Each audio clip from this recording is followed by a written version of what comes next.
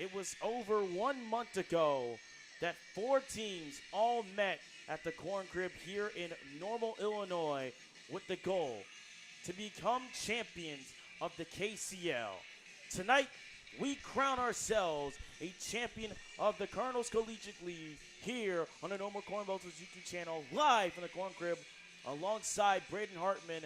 I'm Devin Witson, and Braden, as we look at the journey both these two teams have to face, the Prairie Flamingos and the Blue Caps, two different sides of the coin, when you say. Yeah, I think obviously the most impressive thing I've seen is going to be the Blue Caps. And I talked to Taylor about this in our last broadcast that we did when they beat the Bobcats. A team that beats a team that maybe on paper, no offense to the Blue Caps, but on paper, a dominant team like the Bobcats, and you come into that game and you punch them in the mouth, they're the most dangerous team in a playoff series. And they've earned this spot after kind of an iffy regular season. They've earned their spot here in the championship. Meanwhile, when you look at it for the Blue Caps, a team of destiny, some would say, a team that's shocked the world and more, becoming the 4th seed in the KCL playoffs originally, and they have pretty much ran through any team they faced off against. I mean, the first game they played against the Bobcats shocked the world, ended up being victorious over there. Then, in the home run derby against the Ground Sloths, it took one home run from one Michael Lucas that got the job done and automatically put them in to the championship game, where the Prairie Flamingos and the Ground Sloths just finished up and had to have a game earlier. And, of course, the Prairie Flamingos won that. As we're set to go with the KCL Championship on the mound for the Blue Caps, Kellen Hirschberger. And he will face off against Alec Novotny here, who will lead off in the KCL Championship game. First pitch set to come. It's fired, and it's called strike one. We are underway with the KCL Championship game. Al Novotny in the box here. He'll be playing out in second base. Had a game to remember last time out just 30 minutes ago. We'll see how that turns.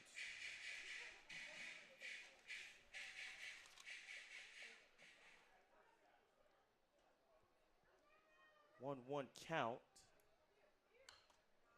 It's going to be popped up and goes foul.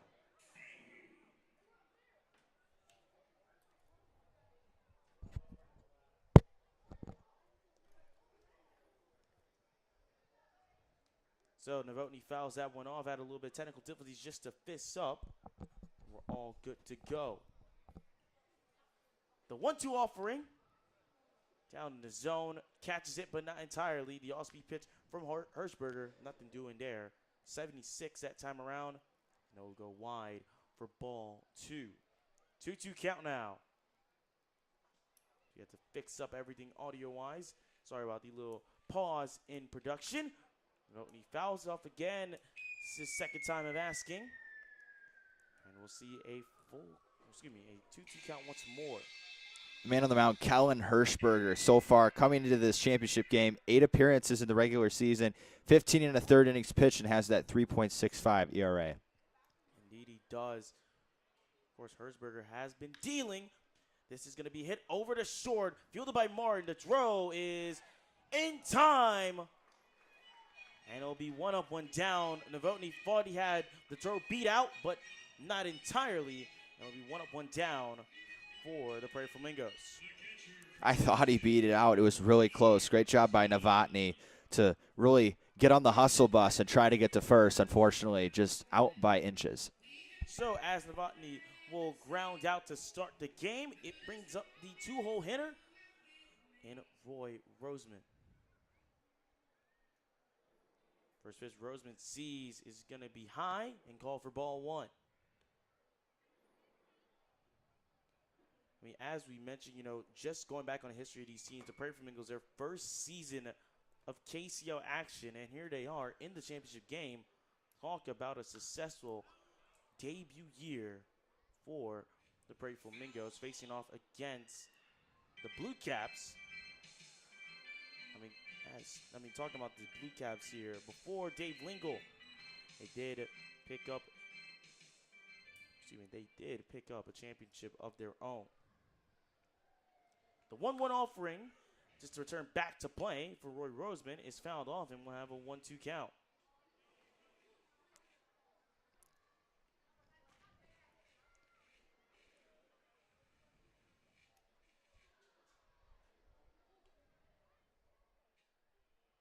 One-two count, 1 out.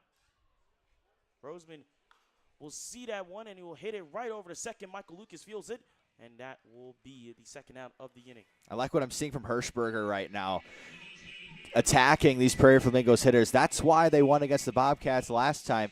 They come into this game with the same mindset. Go at them. So 2 up and 2 down already. It now turns over to the 3-hole hitter, Keaton Davis. Davis steps in the box, hoping to not be another ground-out victim already, just as Novotny and Roseman. First pitch he sees is called strike 1. 0-1 count, 2 outs. Hirschberger comes set, raise the knee, and this is going to go all the way in the dirt past Hornbrook, his catcher, and that will be a 1-1 count.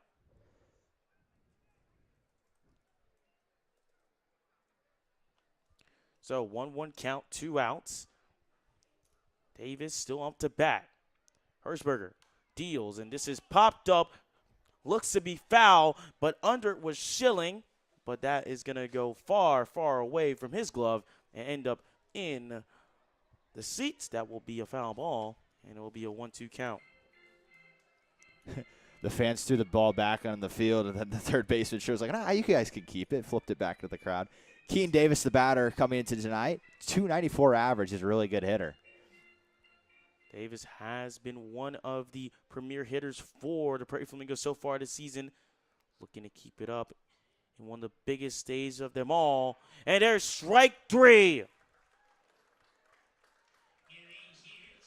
A pitch that went 6-7 on the gun gets the job done. Put it as a K for Kellen Hirschberger. And we'll see if the Blue Caps will have anything to show behind the plate. We'll be right back with the bottom half of the first.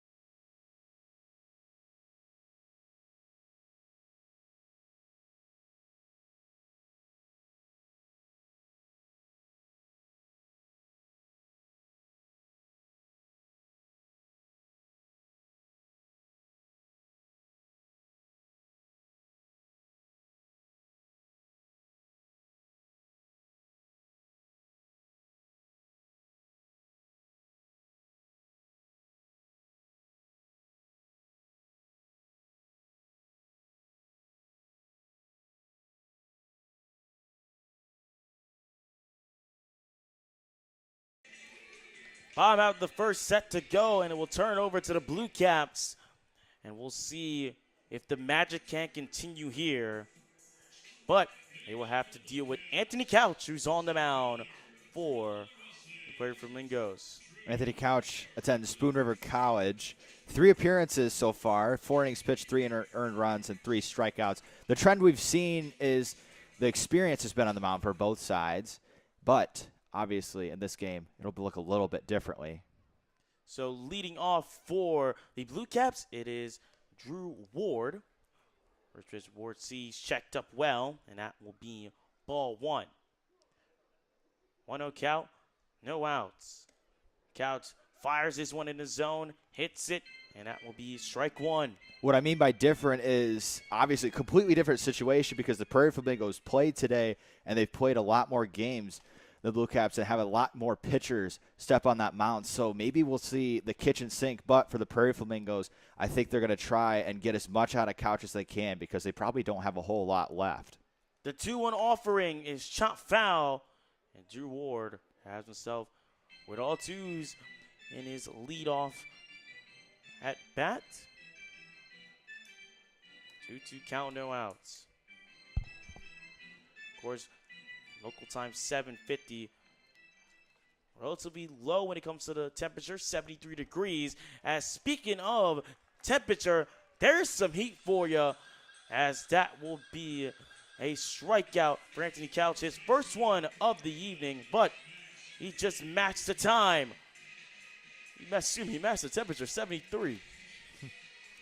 And up next is going to be Max Greamy. I think for Anthony Couch, they have to have, it's work for the Blue Caps. Be aggressive to the hitters. Go at them at the zone. Don't try and mess around. Go at Greamy. You got kind of a gauntlet coming up, but as it goes on, going to be able to collect more outs. So after that swing and a miss from Drew Ward, it will turn over to Max Greamy, the first baseman. And the first pitch he sees is going to be strike one. That just got the lower part of the zone.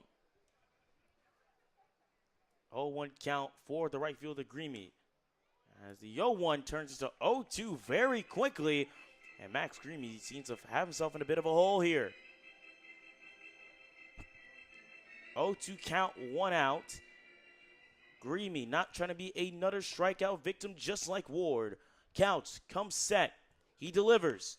This is rifled right into the gap. Out into left. Dose is trying to get under it. He may not be able to. Greamy will turn second as the throw is not in time. Max Greamy will get himself the first hit for the Blue Caps of the night with a triple. And add to his total to 17 hits. He leads the Blue Caps with a hit with the hits column, and he ropes one into left center field. Kind of a misplay out there by the center fielder Dose. It gets by him and keeps on rolling all the way to the wall. Easy sliding triple for Greamy. It now turns over to the second baseman, Michael Lucas. First, just Lucas sees is going to be fouled off. 0-1. Looking back at Michael Lucas, who currently is that not bad season when you say. Next pitch, Lucas sees. Off for ball one. 1-1 count, 1 out. The go-ahead run just 90 feet away over at third. This is popped up, but it looks like it can carry. Dose is going to be under it, and he makes the catch at the warning track. But tagging up will be Max Greamy, and the first run of the 2026 KCL Championship game is the Blue Caps by way of Max Greamy scoring on a sac RBI for Michael Lucas. That's exactly what his job was. Put the ball in the air, try to get it as far as possible. And Greamy was practically able to walk home as the center fielder out there, Dose, made the catch and just kind of flung it in there. He knew he didn't have a chance. Kobe Glenn steps up in the box now, the 4-hole hitter, playing left field today. First pitch he saw already was called for ball one. The 1-0 offering is high again. Gets Glenn to take a look and stare. And now it will be a 2-0 count. 2-0 count, 2 outs. Couch comes set. Fires. High heat doesn't get the zone there. 3-0. Big time moment here for Couch. How can he respond after giving up that first run? As he will walk Colby Glenn, and that will be a runner on base now for the Blue Caps. Yeah, lost him early. That walk didn't just end with that last pitch. It started from the first two. Couple bad misses. Got to be able to attack the zone. He wanted nothing to do with Glenn. He'll have to reassess to face Hornbrook. So Caleb Hornbrook will now step in the box for the Blue Caps. And once more, another situation where there is a runner on base for the Blue Caps. First pitch he sees called strike one. Taking a look at Caleb Hornbrook this season, averaging 286 so far. 0-1 count with 2 outs as Hornbrook will foul that one away and now find himself in a bit of a hole here. A common trend that I think you're going to see is the key to this game for the Blue Caps is to get into that Prairie Flamingo bullpen. They don't have a whole lot going with as much as they've had to play and switch stuff around. 0-2 count will just not happen to be strike 3. So they're going to have to really go at them, try to prolong innings, even if there's 2 outs, collecting that 2-out hit, collecting walks, making the pitchers throw way more pitches than they really have to. It's going to be the key to getting deep into that bullpen, just like that. And just like that, indeed, it's going to be a single for Caleb Hornbrook. The man behind the plate picks up a single, and it advances Kobe Glenn, who was walked over to second, as he will now turn it over to the right fielder, Carson Butler. Already seems like the Blue Caps already fired on all cylinders. They've been the talk of the Corn Crib, not only from us in the broadcast, but even just staff as well. I mean, being the 4th seed in any playoff, or the lowest seed in a playoff, in a tournament, a lot of people don't expect you to do much, but you got to say, Dave Lingle and this Blue Caps team have turned heads throughout the season. 0-1 offering for Carson Butler. It's hit, and it will fall down in the gap over and right. Butler will turn over to second. 1-1 will score, and Kobe Glenn, here comes another run in. Hornbrook will turn, and he will make it in time over at home plate. He scores, and it's another triple for the Blue Caps. There's the backbreaker number 1 in this one. That's a huge triple from Butler. The second triple in this inning off the bat of Butler. That one goes to right center field, splits the gap. Those 2 runners were able to score easily. 3-0. Talk about setting the tone. The tone has been set, and even with 2 outs, the Blue Caps are starting to get hot. Trey Schilling now in the box. First pitch he sees is called for strike 1. 0-1 count, 2 outs. Cal's trying to bounce back after giving up the triple, and now has himself in a favorable count. 0-2. Butler is just 90 feet away, and there's a chance he could be the 4th run that could score so far in this inning. The 0-2 offering. Down low in the dirt, it takes up Roy Roseman, who will field it, and the wild pitch will not be nothing about. Carson Butler will remain over at third. Not a bad pitch by Couch, having an 0-2 count. Blue Caps hot with the bat already, trying to waste one and get a swing and miss. Really nice pitch from him. Couch trying to really maintain composure here after giving up 3 runs early. The 1-2, and you can mark it as another K on the board. The 2nd K of the day for Anthony Couch. But the damage has already been done, and the tone's been set by the Blue Caps as 3 runs scored in the bottom half of the 1st inning. We'll see the Blue Caps lead 3-0 after 1.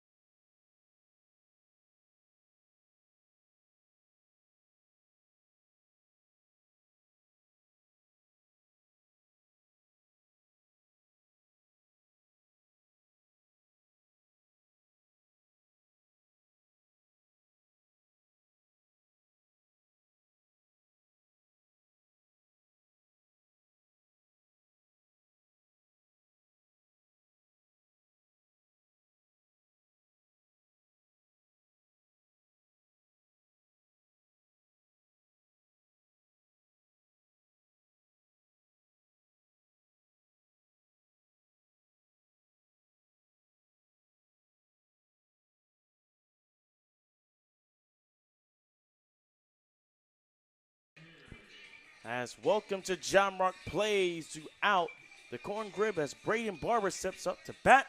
We welcome you back to the KCL Championship game. Devin Witson, Braden Hartman on the call. 3-0 after the Blue Caps already turning heads, are still surprising us all just now here in the championship game. 3 runs already on the board. 1-0 count now for Braden Barber, and he will foul this one off, and it will turn into a 1-1 count. The Blue Caps have already checked, we'll call it, the ingredients to winning a baseball game so far already. Get 3 up, 3 down on the defensive side. Then you come in and you score 3 runs at the bottom. Now the next one, put up another 0, and then add on to that lead. The 1-1 will go down in the dirt, and that will be ball 2. I mean, just to even talk about, not to focus here on the game, but focusing on Anthony Couch, how does he respond after giving up 3 so early on, even with 2 outs? As another pitch from Hershberger will go down in the dirt, and that will be a 3-1 count for the leadoff man here at the top of the second, Braden Barber. 3-1 count, a chance for the first runner on base for the Prairie Flamingos, but Barber fouls that one off, and it will be a full count. To answer your question, Devin, for Couch, I would say a lot of it was self-inflicted a little bit. A lot of missed spots. It looked like he was leaving a lot of pitches over the heart of the plate, being able to locate a little bit better, and we'll see how he does in this next half inning. The full count pitch is fouled off, and we'll do the stance one more time.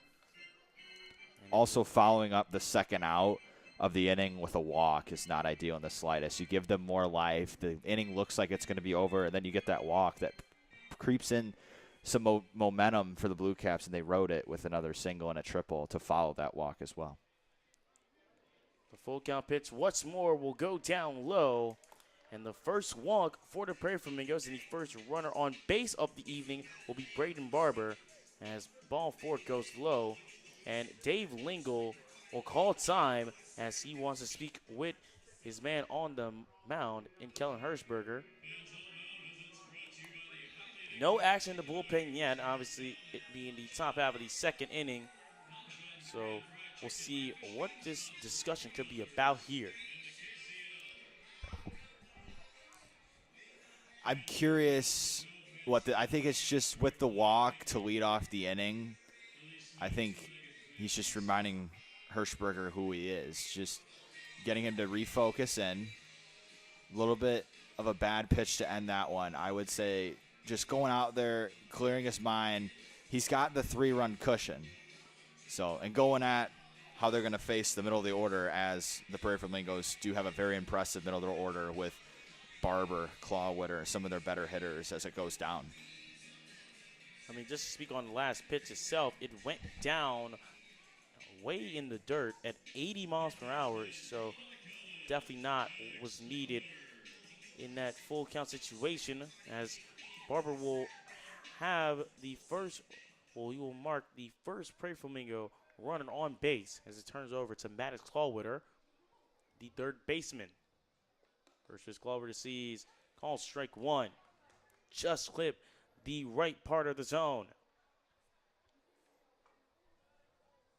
0-1 count, no outs. Barber, the man over at first for Prairie Flamingos, not much of a lead. And we'll see him go as his next pitch from Hershberger goes a bit wild. Hornbrook is able to recover it, and Braden Barber will advance over to second. It's not looking good. I know, obviously, these are very early signs of something, but if you're Hershberger, got to dial in here. You get the walk, then you have a pass ball. The runner moves into scoring position. Got to be able to shut the door here. 1-1, no outs. Hershberger fires, and there's a swing and a miss from Clawwitter. 1-2. 1-2, no outs. Clawwitter not trying to be the second strikeout victim here, but hoping to, in some way, shape, or form, advance Barber. Hershberger delivers, and this is chopped foul, so they'll do the 1-2 once more.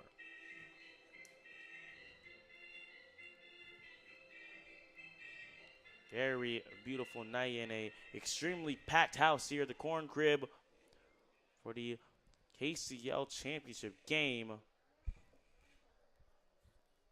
What a season it's been. We've seen a lot of good baseball as Hirschberger again fires a pitch that goes and spikes off the dirt. 2-2 count now.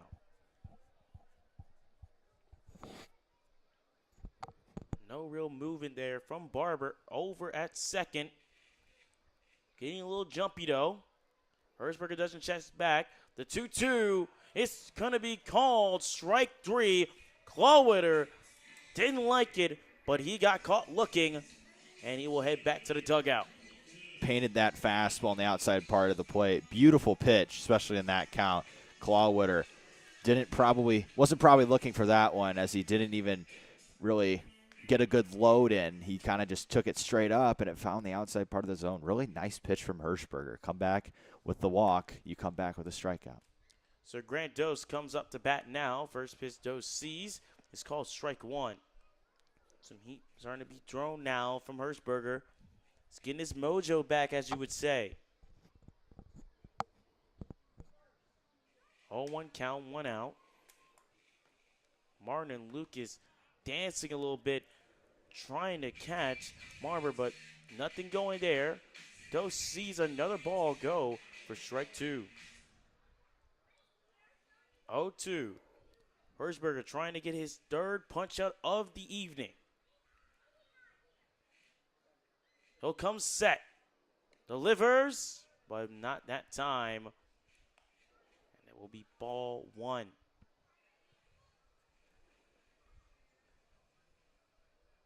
1-2, 1 out, 1 runner over at second. A lot of different variables here in play. The 1-2 offering is going to be chopped fouled, and we'll do this a third time between Dose and Hirschberger. Great battle so far between the two, though.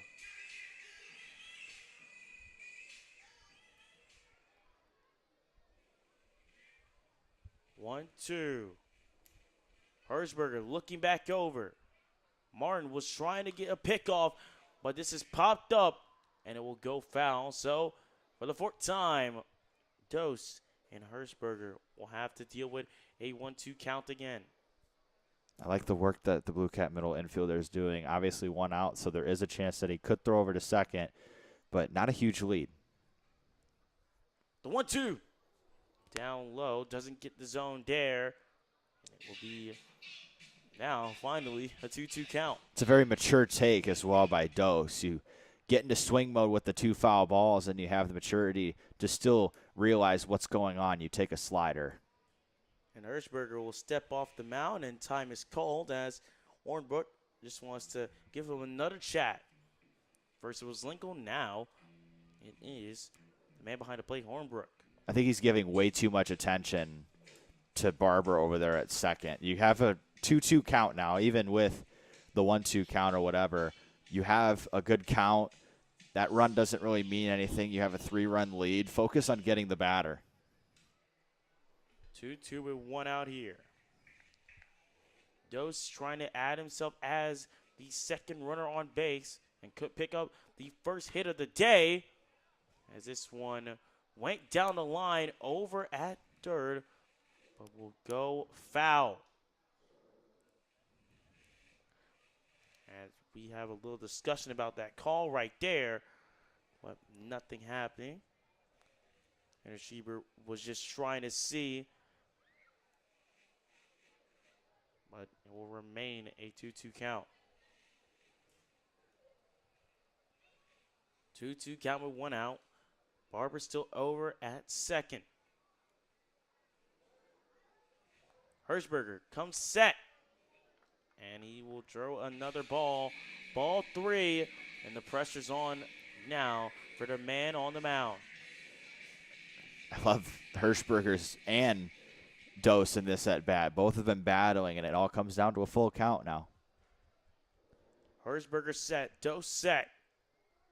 Looking for that right pitch that can be his third strikeout possibly, but this is popped up, and we'll do the full count once more. I would usually say after establishing the high fastball to try and drop something in if you have the confidence to throw it in a full count. But Dose has been fouling everything off, has been taking pitches just outside of the zone. I'm curious what he throws here. Hershberger set. Fires. This is lifted over to left. Under it, it will be Colby Glenn. He will make the catch, and that will be the second out as Grant Dose, after a nice and a lengthy battle, flies out. Hershberger wasn't backing down, threw a fastball right near the heart of the plate, said, go on, hit this, and he did. Unfortunately, it won't find turf for Grant Dose. Cole Yates now steps up in the batter's box, hoping to not leave Braden Barber as a run stranded.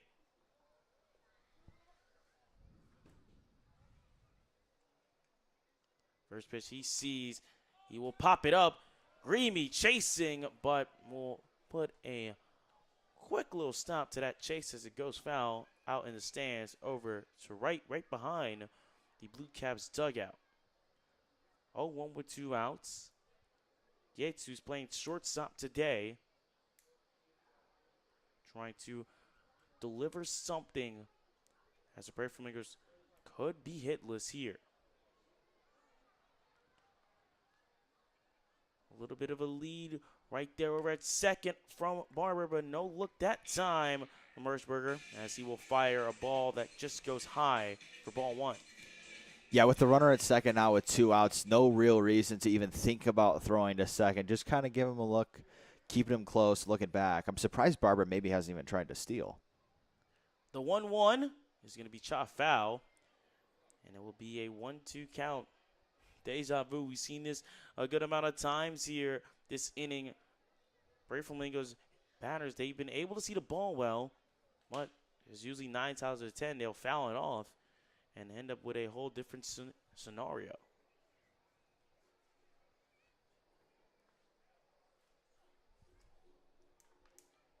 One, 2 outs. That'll be the correction there. Runner does go, and there will be no throw over. So there is a stolen base again. Braden Barber will pick up the steal. And correction is now on all 2 count here. 2-2 with 2 outs and a run just 90 feet away. A chance for Cole Yates to bring in the first run of the evening for the Prairie Flamingos. And that will be called ball 3. Hornberg tried to frame it as a strike, but doesn't get it that time around. Yeah, really nice try by Hornberg. Just a fastball right below the zone. Picks it, tries to get a call, can't get it. Full count with 2 outs. Hershberger will fire, and this is going to go over me and Braden's heads here in the commentary booth. And that will be a foul ball. So, full count once more. Once again, the story of the Prairie Flamingos at the plate so far. They can battle, but the hits just not coming so far. The full count offering will go high, and this will be ball 4. So Cole Yates will make it over to first, and it will see Barber remain at third as runners are on the corners for Braden Elliott to step up. Obviously not the result that Hershberger wanted, but I respect the fight. I mean, just these Prairie Flamingos hitters refusing to go down. It's been tough for him. So Braden Elliott now, the other Braden in the lineup for the Prairie Flamingos. Now has a chance to score if he's able to. We've seen both teams throughout the season convert in these, 2-out situations. But will they convert when it matters most? As Elliott will hit this over to Trey Schilling. He'll rifle that throw right to Max Screamy, and that will do it. Prairie Flamingos will leave 2 runners stranded as we head to the bottom half of the inning here on Normal Corn Belcher's YouTube channel.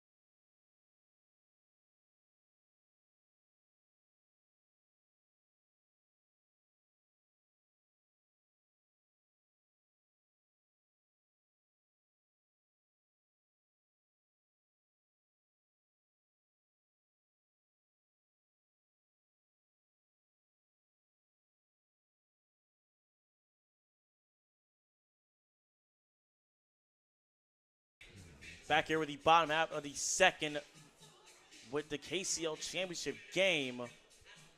As the Blue Caps hope to deal more damage like they did in the bottom of the first. Leading off is Josh Eisfelder. First pitch he sees is down low, and that will be ball one. I would say to really put the pressure on the Prairie Flamingos, if you could score again after putting up 2 zeros in this bottom half of the second inning, you're in the driver's seat for the predominant future. Couch bounced back right there after putting that one down in the dirt. Gets Eisfelder to swing and a miss. It will be a 1-1 count here. For Couch, we mentioned in the time deviating, what does he have to do to bounce back? And a quick out may be the case, as this is popped up out to center. And under it will be Grandos, and that will be 1 up, 1 down. So, Luke Martin will come out to bat. Martin, who plays shortstop, as he will have his first plate appearance here tonight. Just mentioning that first inning for Couch had to face 7 different batters, hoping that this bottom half of the second isn't the case at all. 1-0 with 1 out. First pitch nearly caught Martin. We'll see the 1-0 offering go high. Has Martin to lean back, and it will be a 2-0 count. 2-0, 1 out. Couch comes set. Fires as this will just sneak by Cole Yates, and it will be a single for the 9-hole hitter, Luke Martin. You could tell the entire Blue Cap lineup, dugout, coaches fire up right now. They're pouring on the Prairie Flamingos. That's how you start a good inning. You get the unfortunate pop-up from Eisfelder. Martin getting a hit to send it right back to the top of the lineup that produced 3 runs last half inning. So now it will be over to the top of the order as Drew Ward comes to bat. First pitch Ward sees will go by Roseman, and it will be an easy base to advance on the wild pitch for Luke Martin. He puts himself in scoring position now. A very obvious mound visit here. That's unfortunate for Couch on the mound. You leave one out, it bounces by your catcher, Roseman. He's going to go talk to him, remind him that he's got to stay composed. 5 players in this Blue Caps lineup have reached base so far, and we're only 2 innings in. Anthony Couch is trying to not make it 6 with Drew Ward now. Of course, Ward 0 for 1 on the evening, struck out earlier. Martin now over at second after the wild pitch, and that will go down low. It will be ball 2. You have to wonder, though, with the Prairie Flamingos having to play 2 games in 1 day, how much did that affect them here? The 2-0, again, not catching his own, ball 3. I think the biggest thing it affects is their pitching, I would say. Obviously, fatigue is a real thing with the longevity that they've had to be at the ballpark, but pitching, they're kind of starting to dwindle in the amount of people that they're going to be able to use. And as we speak on that, ball 4, and Drew Ward will mark us up as the 6th Blue Cap in this game to reach base. Time is called as we will see a visit from Tanner Schiebling, and it could mark the end for Anthony Couch. Of course, there is action in the bullpen for the Prairie Flamingos. I'm sure this talk will be something to note. Yeah, just buying him probably more time to warm up. I would assume with how many pitches Couch has been have to throw in just these 2 half innings, probably starting to dwindle in the time that he'll be out there. So, as Prairie Flamingos will now break from the visit, we're set to get back underway as Max Greamy will come up to bat. Greamy, who not only picked up the first hit of the game for the Blue Caps with a triple nonetheless, was also the first runner to score here tonight. Of course, perfect situation for Greamy now Martin's over at second. Ward, who just was walked, is over at first. So there's no better time to capitalize. It's now, as it will go right by Novotny. He's unable to field it. The throw is going to be over to third, and the call safe. Drew Ward will make it over to third safely. Luke Martin will score, and it is now a 4-0 game. I'm going to be a little bit greedy here. When that ball was thrown from right field from Friedmansky over to third, Greamy should have been sprinting for second. He had a wide open look as the ball was going to clearly float over all the fielders. You could have second and third now with only one out, but. And that one out may be two, as a double play will close the inning. And then that doesn't happen. Well, the commentator does strike again, and just like that struck, the Blue Caps, they struck again. 1 run scored, but runners are left stranded as we close out the second. Blue Caps ahead 4-0 after 2.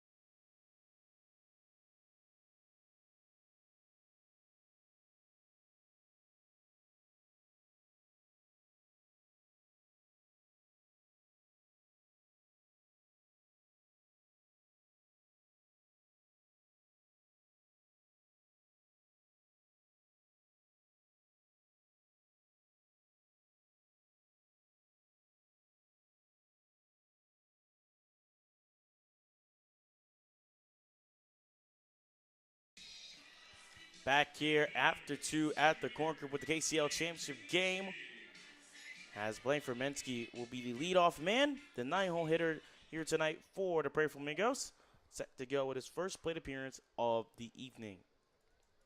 Hirschberger so far so good on the mound. No runs allowed, no hits allowed, only has had 1 runner on base. After walking Braden Barber, first pitch he throws against Fermensky, it's going to be called strike 1.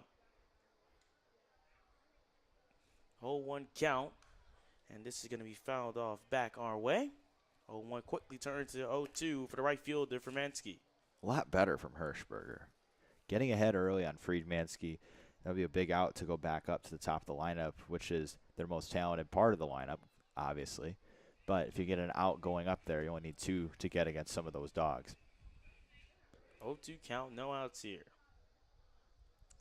Fermensky will swing and miss, strike 3. You can put a K on that. It's the 3rd strikeout for Kellen Hirschberger here tonight.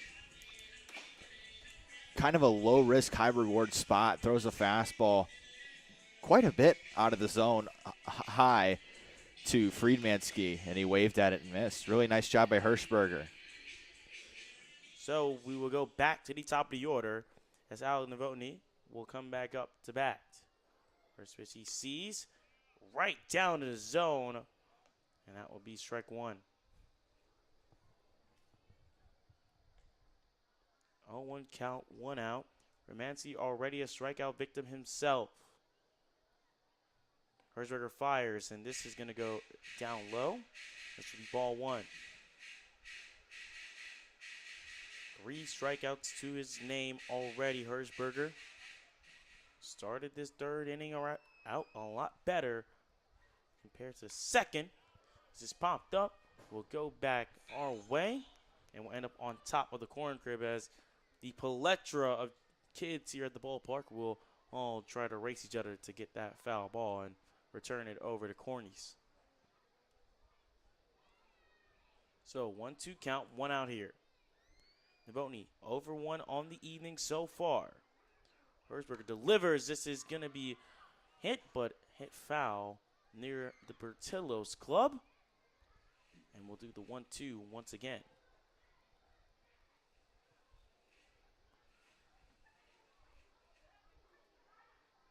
If you're Herzberg, you have to wonder, what do you got to do to beat this guy here? The 1-2 doesn't get the zoned air. Ball 2. After missing with the slider, you could double up on it, but I think I'd like to see him try and elevate a fastball to Novotny. Novotny's a really good hitter, though, so I guarantee you he's expect to get up there. We'll see what the cat and mouse game provides here. 2-2 count now for the second baseman. And this will not be given as strike 3. He delivered the heat, but didn't get the zone there, despite Hornberg trying to frame it as so. Full count once more. We've seen this a lot here so far in this KCL Championship. Herzberger delivers. This is popped up. Greamy was under it, chasing after, but doesn't have to worry about it much. It ends up in the stands and in the suites. So, full count again. Novotny back in the box, or in the saddle, as some would say. Trying to deliver and be that first hit that the Prairie Flamingos have so desperately been looking for. And they will have to look for it from someone else as he swings and misses high for strike 3. I think he should have gone to that pitch earlier against Novotny. Goes at 3-2, very out of the zone. Novotny's going to be kicking himself because that should have been ball 4. But really good spot, just a little bit above the zone. But it was very effective from Hirschberger. Got a swing and miss. So now Roy Roseman will step back to the plate. Last time up, grounded out. Already 2 outs to the Prairie Flamingos. And as mentioned before, you have to really wonder, was that onslaught they put on the ground slots in the first game they played today is the deciding factor so far in this game just already? Roseman will hit this one foul, 1-1. I'm sure, Braden, you've played your fair share of doubleheader games or games of this nature where you have, here you are, you're playing a game to keep your season alive, you win it, and now here you are trying to win the whole dang thing, but you're pretty much fighting on fumes here. The 1-1 doesn't get the zone there. Yeah, I unfortunately, my first year, we had a chance to win the first game to go to a season-ending game like that. In the second, we unfortunately lost that game. But you just got to continue trying to ride momentum, find a way. And that one is fouled off. Sorry to cut you off there. No, it's good. I was pretty much done talking anyway. But, yeah, just it's a mental thing more than physical, I would say. Being able to stay locked in. They've been at the ballpark for probably a very long time, a long day. If you really, really want it, you have to dig deep. And they're going to have to. I mean, they're down 4 runs. Still no hits in this one. 2-2 count now for Roseman. Herzberger delivers, and it hits right back off the mound. And you can finally say the Prairie Flamingos have themselves a hit. A hot shot right off the bat at 97. Sees Roy Roseman deliver with a 2-out single. It's unfortunate for them that there's 2 outs as well. It was a really good piece of hitting by Roseman right back up the middle. He stays at first.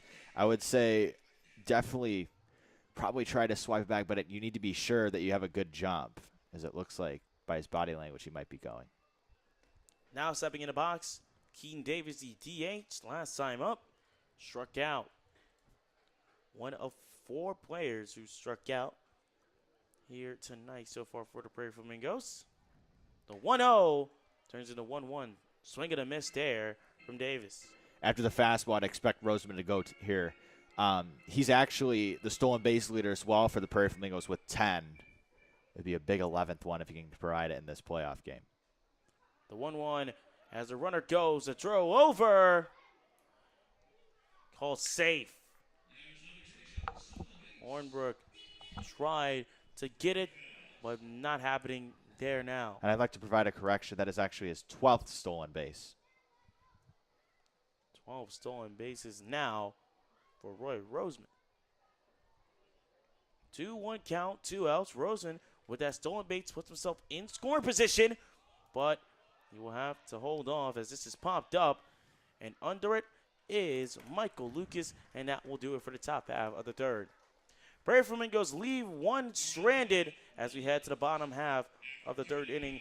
You're watching the KCL Championship here on the Normal Corn Belters YouTube. We'll be right back after this.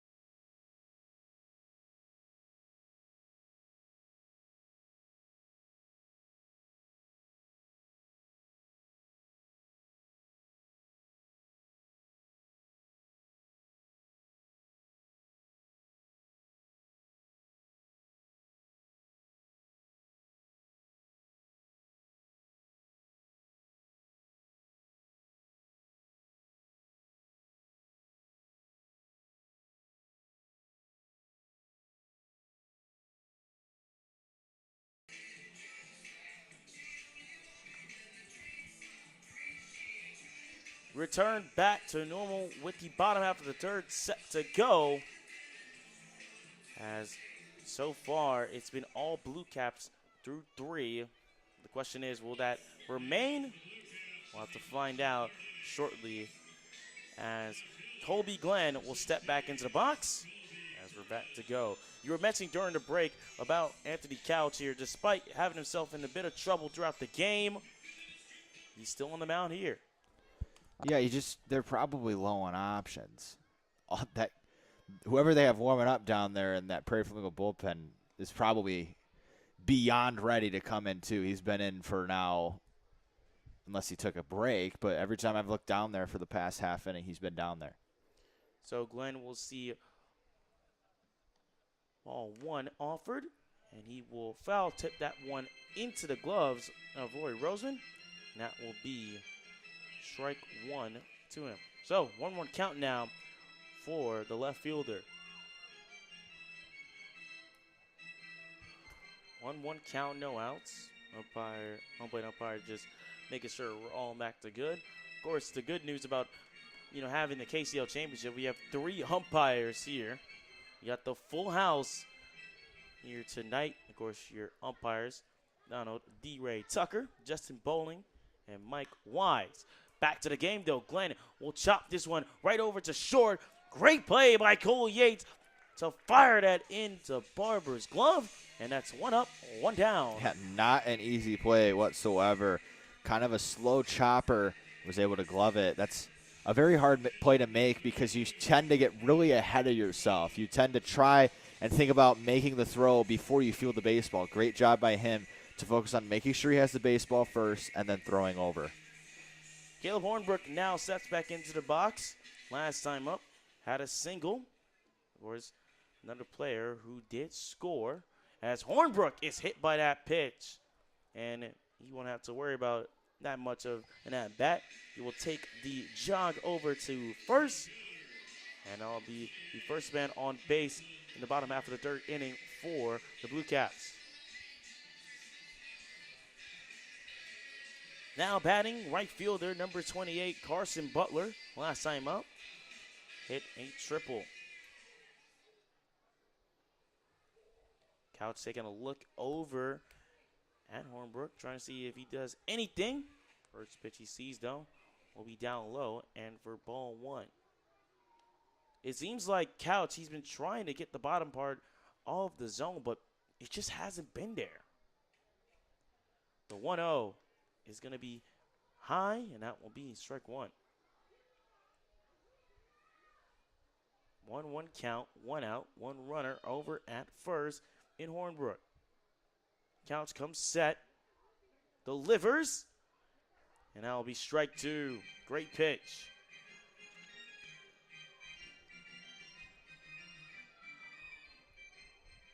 One, two count, 1 out. Couch looking to make something happen, and he does.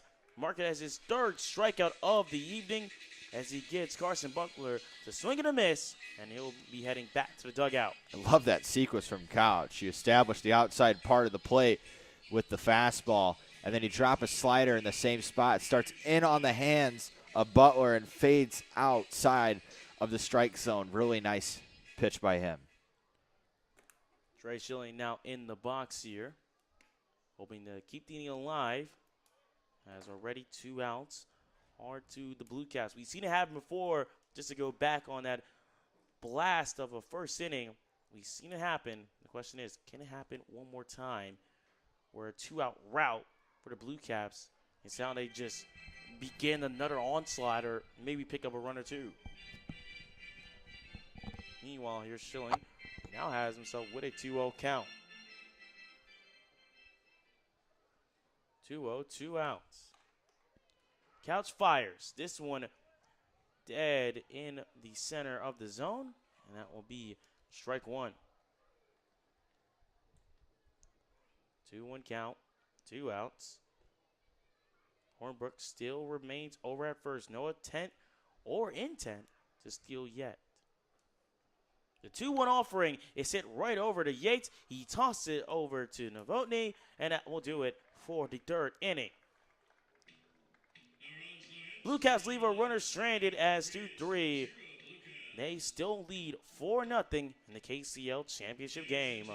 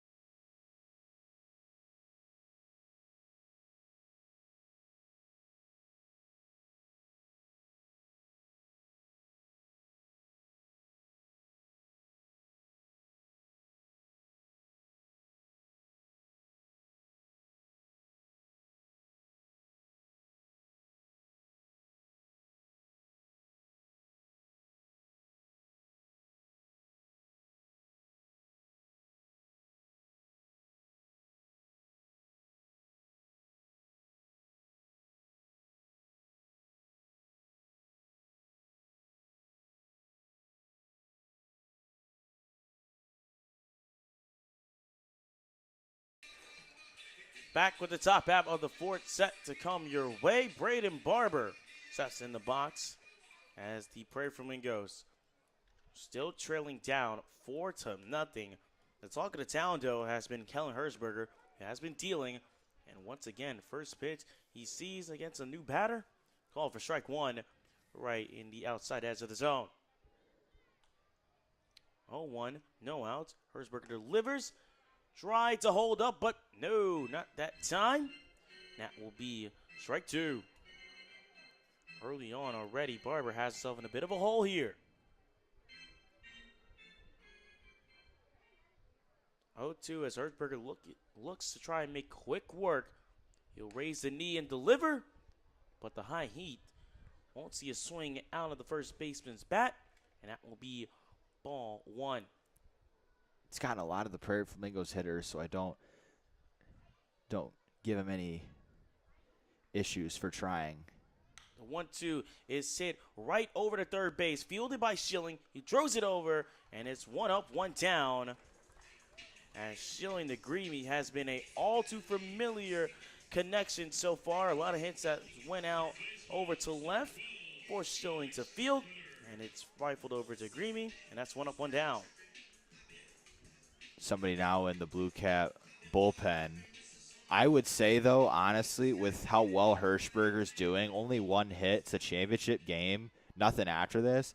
I say you ride Hershberger as long as you possibly can until there becomes some real trouble. As the next batter faces Mattis Clawwater. Clawwater's hit will go right over to Michael Lucas out over at right, as it will be 2 up, 2 down very quickly here for the Prairie Flamingos. Again, we've seen this approximately from what I've scored, 5 groundouts and a flyout here tonight. It's happened. They got a hit, but it's just not really there for them. That's why I think he should stay out there. From the Prairie Flamingos standpoint, for them, you can't give them any momentum. And just the act of replacing the pitcher that they cannot get anything going with provides even a little bit of momentum, and that's something you don't want. Keeping him out on the mound, they get back in the box like, man, I still got to face Hershberger. So I would say that guy's going to be down there in that bullpen until some real trouble happens. Grant Dose, who stepped in now, is facing a 0-2 count. Possibly could be 0-3, but the latest pitch from Hershberger goes high. Has Grant Dose ducking out the way of that one. That will be ball one. 1-2 with 2 outs. Prairie Flamingos trying to avoid a quick inning, but they will have to forget about it. Strike three called. A pitch that landed outside on the left part of the zone. Sees Grant Dose become the latest victim of Kellen Hershberger on the mound.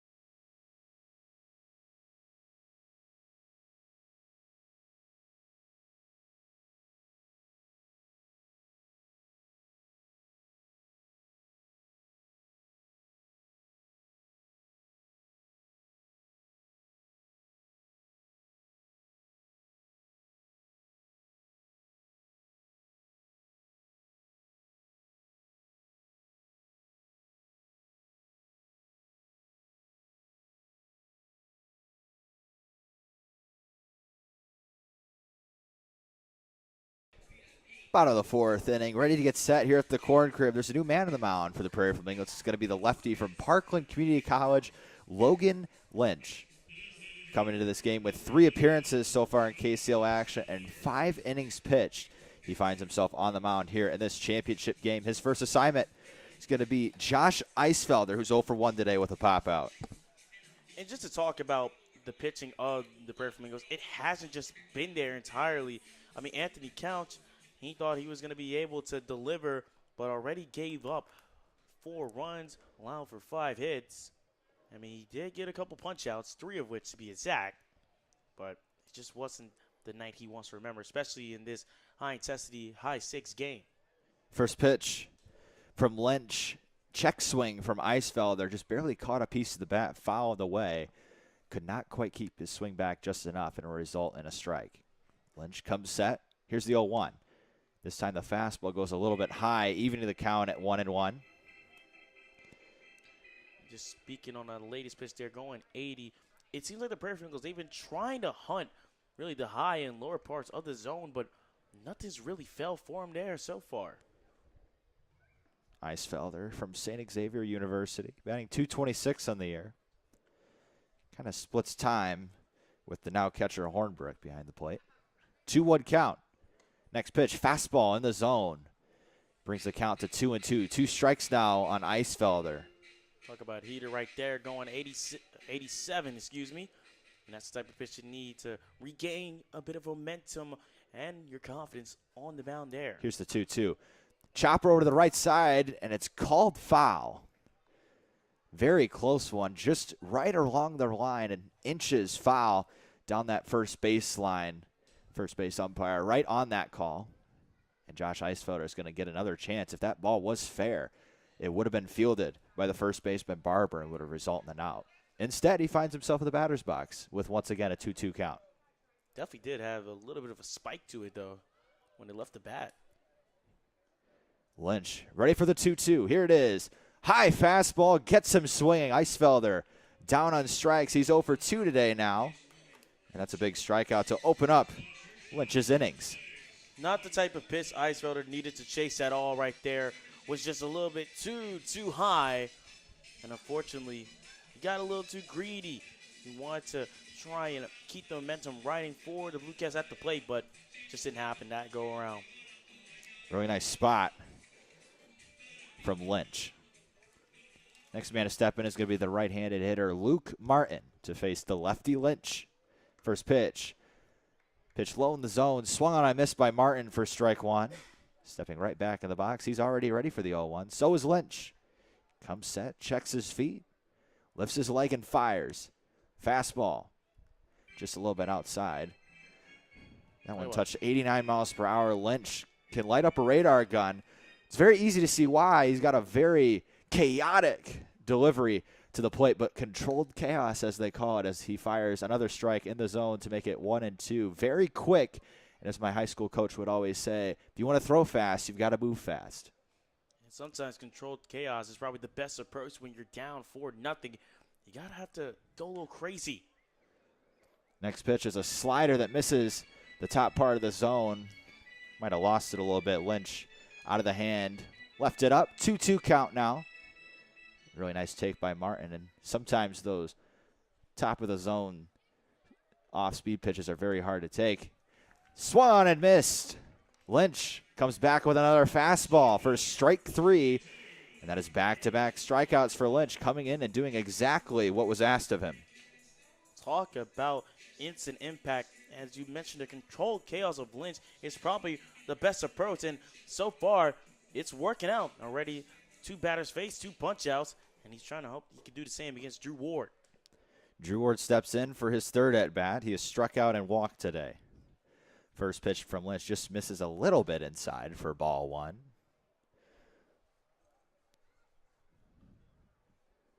Lynch comes set.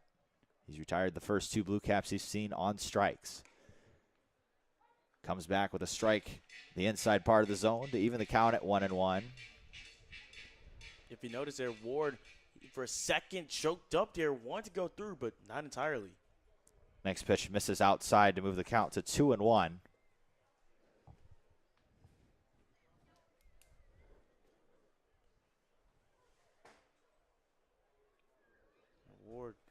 Starting to get a little bit more comfortable here. Next pitch, a fastball, misses high to move the count to 3-1. So Lynch, a little bit different approach against Drew Ward than Icefield and Martin, has fallen behind 3-1 in the count. Not bad misses, just a little bit out of the zone. Here's the 3-1. Swing and a miss, brings it right back to 2 strikes. Good execution on that pitch, right down the middle. A challenge pitch for Ward, and Ward could not quite catch up to it, so it moves the count to full. Lynch already ready to deliver. He's got his sign. Lifts his leg. Here's the 3-2. Fight it off to the left side. Drew Ward, a little bit ahead of that pitch, fouled it off down to the Prairie Flamingo bullpen, and it'll be full count once more. This time, Lynch is going to take his time. Talk about mean heat right there. Ward, even though he fouled that one off, it left the pad at 95. Lynch, that pitch he released, 88.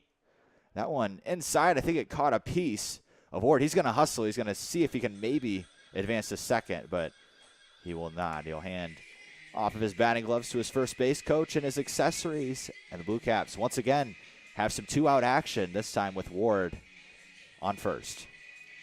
And sometimes here, control chaos, you can have those moments where you slip. And for Lynch right there, he slips, which was not ideal. Now you have a runner on base. You had a chance to close out the inning, but now you're facing off against Max Green. He's already 2 for 2 on the day. So it kind of brings up a new challenge. How can you really match up and try and beat this batter that so far he's gotten the best out of anyone he's seen? Lynch gives 2 looks to second, then comes to the plate. That one also inside, almost caught Greamy. Had to lean back a little bit, or it'll be ball 1. The runner at first is Ward. He's got 10 stolen bases coming into this championship game. Big lead over there at first. Lynch has got a good move. He won't use it.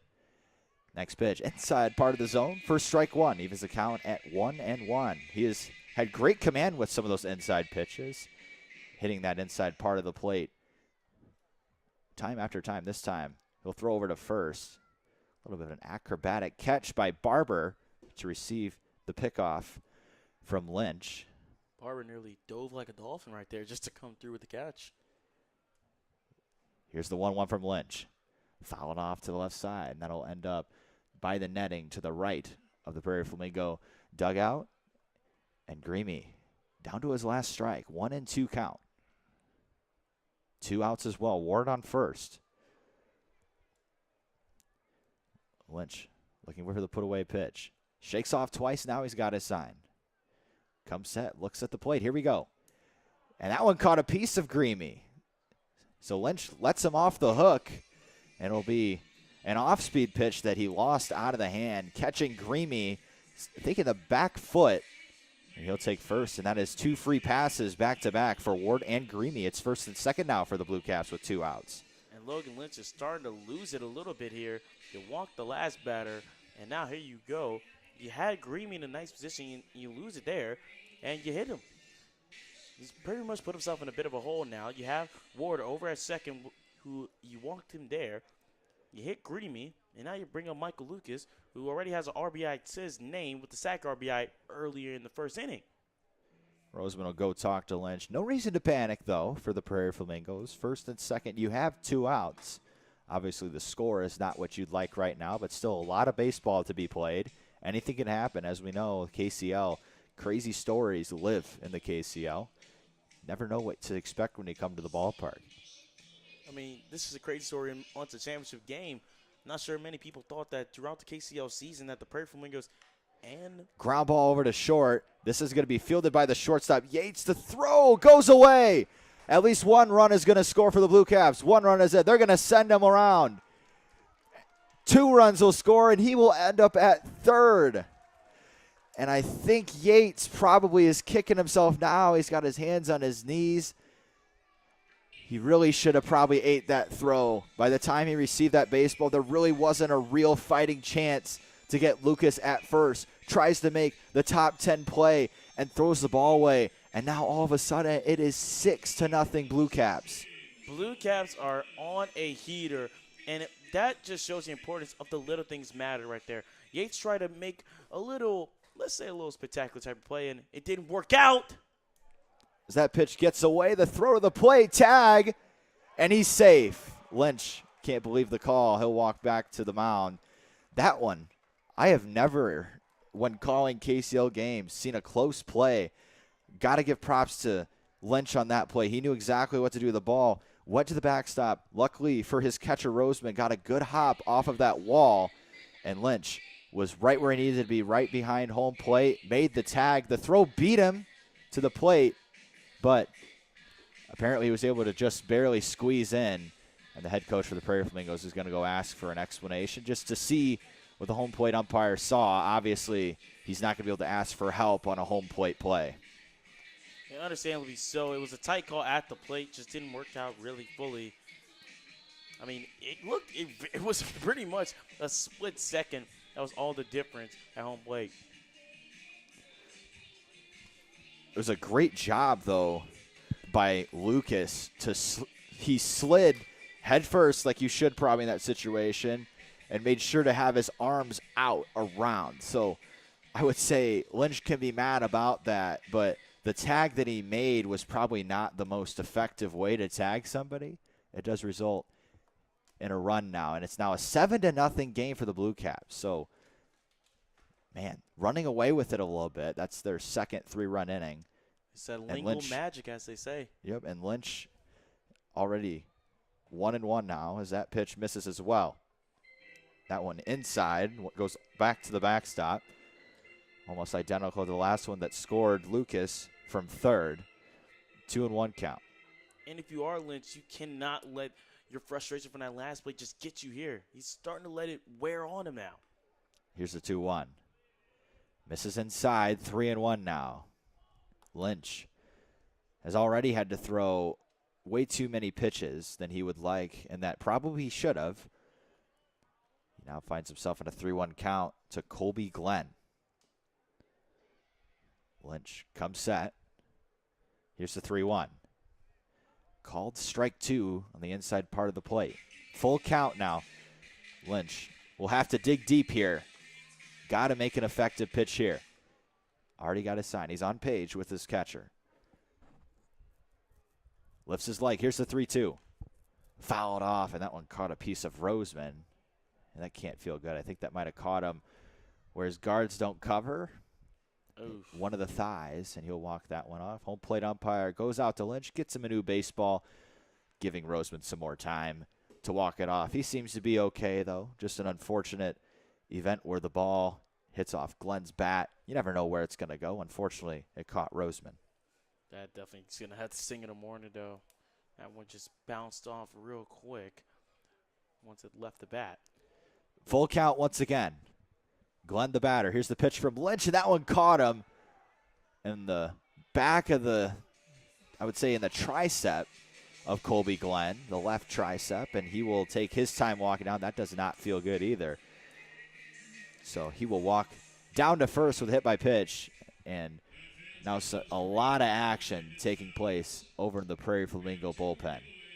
There is action in the bullpen, though, for the Prairie Flamingos. So Logan Lynch, again, the second pitcher that he's hit by a pitch. And, I mean, he had a strong start to begin with. Got the 2 punch-outs that got him those 2 early outs. But since then, walk, hit by pitch, and error, then a hit by pitch. It's kind of been I would say, what am I searching for? A rhythm thing. He was in rhythm with the 2 strikeouts. You get 2 strikeouts. You come in with a lot of adrenaline from that bullpen. You get the 2 strikeouts against Eisfelder and Martin, and then you walk Ward, and then after that you hit somebody. All your rhythm has now been thrown off, and I think that's probably what the mound is about. Get back into a rhythm, find your composure, end this inning. It's not going to be easy, though, as Hornbrook now steps in. Kayla Hornbrook is going to have to hopefully try and deliver now. He's going to mark himself as the, I'm going to do the math, 7th batter already up here. Here's the first pitch to him.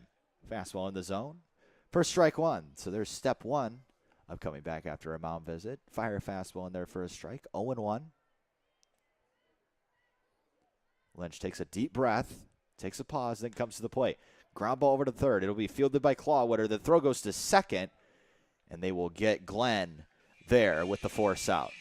Another eventful inning for the Blue Caps. 7-0 your score. We go to the 5th inning. We'll be back in just a moment.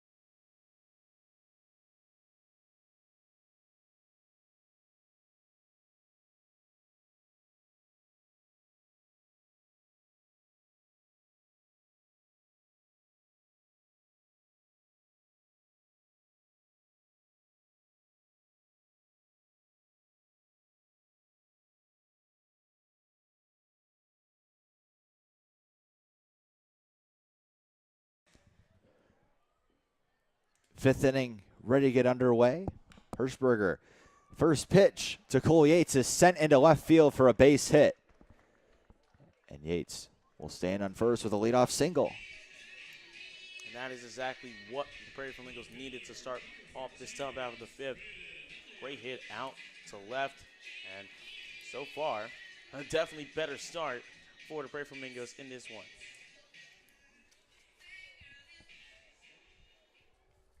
Next up is Braden Elliott. The Prairie Flamingos come into this top of the 5th inning on offense after a 3-run inning for the Blue Caps offense, improving their lead to 7-0. The first pitch to Braden Elliott misses inside. Elliott stepped out of the box when that one was thrown. A little bit of something weird, but 1-0 count. The next one also misses low, so 2-0. So Hirschberger gives up that leadoff single. And now behind 2-0 to Braden Elliott. Still someone getting warmed up in the Blue Cap bullpen, but as I said, Devin, not really a real reason as a ball comes in from that person throwing in the Blue Cap bullpen. Now I think he might stay down there a little bit longer after that one. Hirschberger, full control still. I mean, it's 2-0. Give up that leadoff single. You have a 7-0 lead. There's only 2 hits that have been able to the Prairie Flamingos have been able to squander. Next pitch, up and in to Braden Elliott. That's ball 3. It's 3 straight balls from Hirschberger. If you're Hirschberger, can't give them anything free. You have the 7-run lead. They only have 2 hits against you. You're working effectively. Got to be able to find the zone. Here's the 3-0 pitch from Hirschberger. Goes with the fastball inside, called. Strike 1, 3-1. That's not what you want to do. Throws the bat away. Elliott thought he had a walk. And that's a quick way to get on the umpire's bad side as it's 3-1 now. Hirschberger looking to battle back. Elliott thought that was going to be strike 3. It landed really in the outer part of the zone, so I understand why. Hit in the air to right. Coming in is Butler in right field. He'll make the catch, causing Cole Yates to retreat back to first. And that'll be a fly out. Really big out after being behind 3-0 in the count. There's nothing else you can really do about it. You saw the ball well, just had a good amount of pop, but just wasn't your time that go-around if you're Braden Elliott. And now it turns over to the 9-hole hitter, Blaine Fermensky. Elliott will pass the bat over to Blaine Friedmansky now.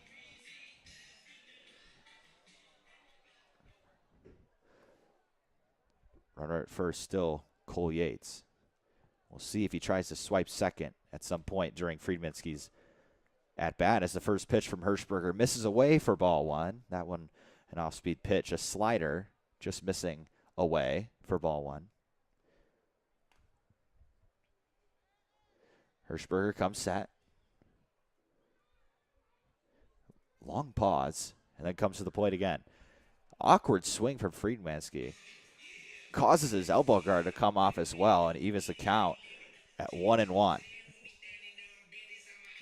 Cole Yates over there at first only has one stolen base in KCL action this year. Here's the next pitch. Fastball, called ball 2. Just a little bit out from the lower outside corner of the zone for ball 2. 2-1 now. Friedmanski swinging a torpedo bat. I'm just noticing this, Devin. Swinging a torpedo bat. I don't believe if I've seen one. As that ball is hit in the air to left center field. Calling off Glenn as the center fielder Ward, and he'll go over and make the grab. So there's another fly out, this time Friedmanski, and there's now 2 outs. Well, I'm sure Friedmanski wished that ball was like a torpedo. And I'm sure hoped it traveled a little bit better, but back-to-back flyouts here for the Prairie Flamingos. Again, seeing the ball well, it's just a little bit late on when it comes to their swings on the ball, really.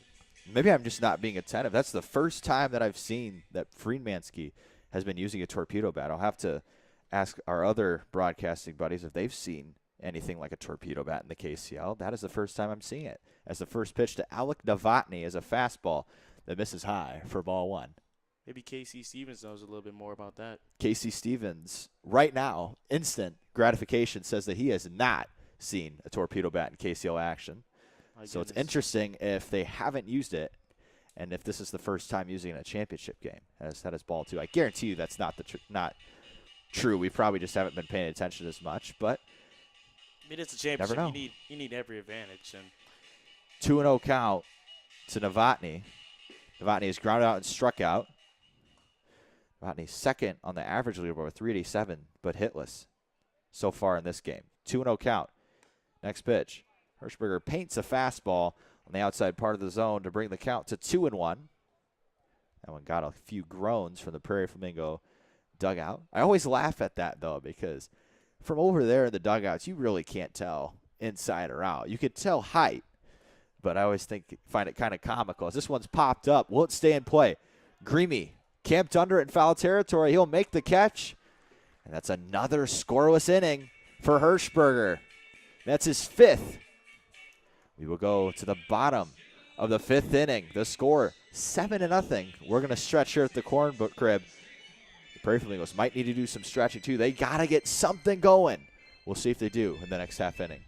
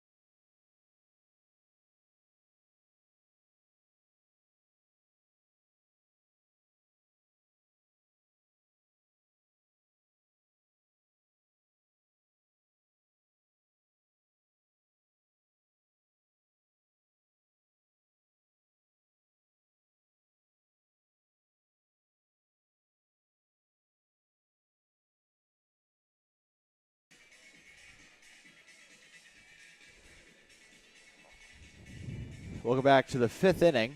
Bottom half of the 5th, ready to get started. Blue Caps coming back up to the plate. They find themselves in a 7-0 lead over the Prairie Flamingos heading into the later innings. Leading off is going to be Carson Butler. The righty will face the lefty Lynch. Here's the first pitch. Fastball misses high and away for ball 1. We were talking about a torpedo bat. For those of you that don't know what that is, a torpedo bat is the key difference is the placement of the barrel, as that one is. Flew foul to the left side. Difference is the barrel. So the normal bat, the barrel is towards the end, obviously. The bat gets thicker as the bat goes on. With a torpedo bat, the barrel, the thickest part of the bat, is brought a little bit lower. So that's a lot of analytics goes into that. A lot we saw in the last couple of years, a lot more Major League Baseball players resorting to a torpedo bat. And it was interesting that we saw Friedmansky using a torpedo bat in that last half inning. Here's the 1-1 from Lynch. It's a fastball. It'll be fouled off of the shin of Butler, but he seems to be all right. Must have caught him in a spot. He didn't feel it very much. 1-2. That definitely stings right there. It even did. It fouled off. It carried well in play, though. Yeah. Just bounced right off the mound. Really rolled. It was so lower that really went off the mound, too. Lynch is ready for the 1-2. Here it is. Fastball misses high. 2-2. Nothing really changed about that here, as Lynch is fighting back strong.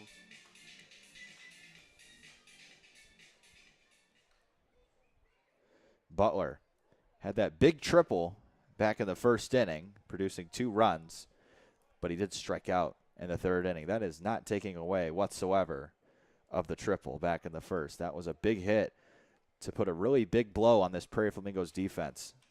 Full count now. Here's the 3-2 from Lynch, way above the head of the catcher Roseman, and Butler will walk down to first. That's another walk.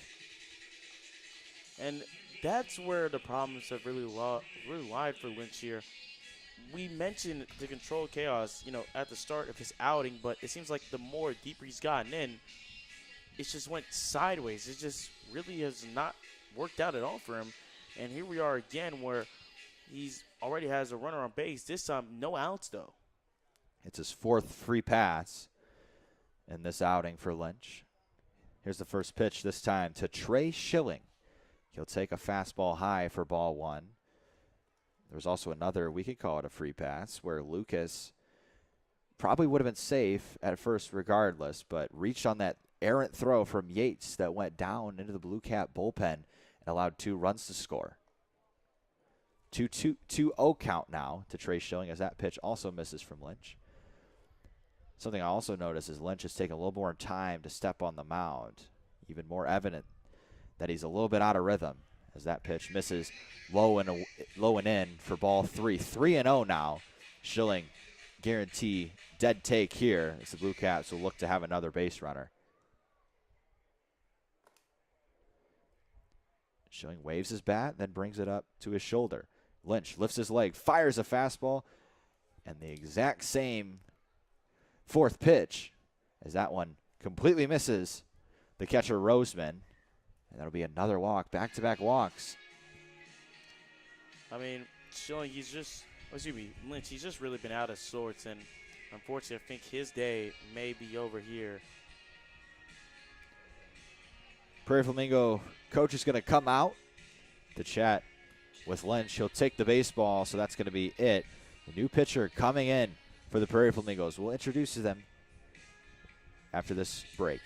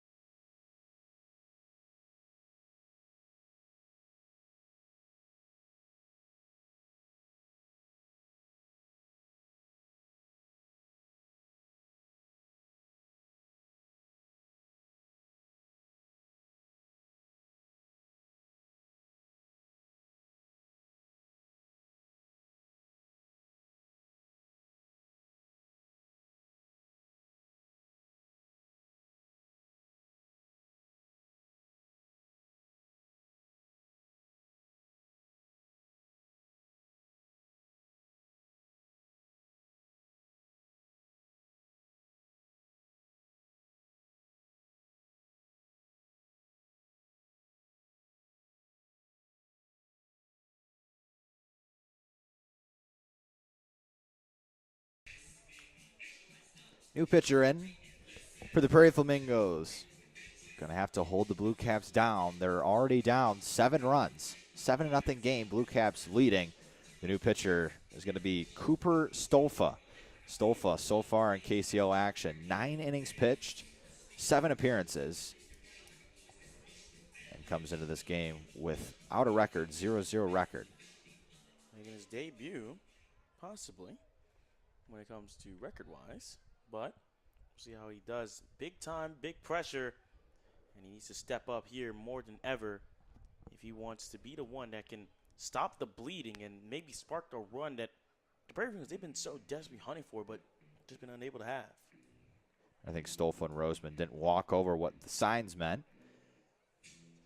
They still have a meeting at the mound. Roseman, they walked through it. They got it down. They're walking back. Stolfa in those 9 innings pitched, 8 strikeouts. Stolfa, a right-hander, will face the right-handed hitter Eisfelder. Here's the first pitch from Stolfa. Fastball in the zone for strike 1. 0-1 count immediately. Starting ahead, that's what you got to do. 2 free passes giving up by Lynch. He comes in not the greatest situation, establishing, geez, 3 times of charm. The fastball right away. That's what you got to do, and a nice breaking ball. Gets him with the slider away. Swing and a miss from Eisfelder. 0-2 now. Eisfelder finds someone with a little bit of a hole here. Rarity, throughout the season, but tonight hasn't been, the day he wants to remember. 0-2 so far. 0-2. Hit in the left field. That's going to get through. The left fielder, Elliott, will field it. They're going to bring him to the plate. Here comes the throw. It beats him by a mile. The throw goes to third, and they're going to have him off the bag. A lot of things going on. I'll try my best to explain it. So that ball was hit into left field by Josh Eisfelder. It was fielded by Elliott, who threw it home. The catcher, Roseman, didn't stay home. He ran in front of it to get the ball as he knew that there wasn't a chance. They had the runner at third potentially. He grabbed it, fired it over to Clawwitter. Clawwitter, originally, they did not get him, but the runner, it would have been Trey Schilling, ran through third and unfortunately was tagged out by Clawwitter. But it does score another run, 8-0 Blue Caps, and Eisfelder now standing on first. And that was a very wild sequence of events. Of course, the runner scoring was Carson Butler. Trey Schilling tried to advance over to third, just slipped off that bag trying to be all safe. He is the one out. So runner on the go on the first pitch. Throw goes down from Roseman. The tag in time. They got Eisfelder trying to steal right away. Will not pay off for the Blue Caps as he is gunned down by Roseman.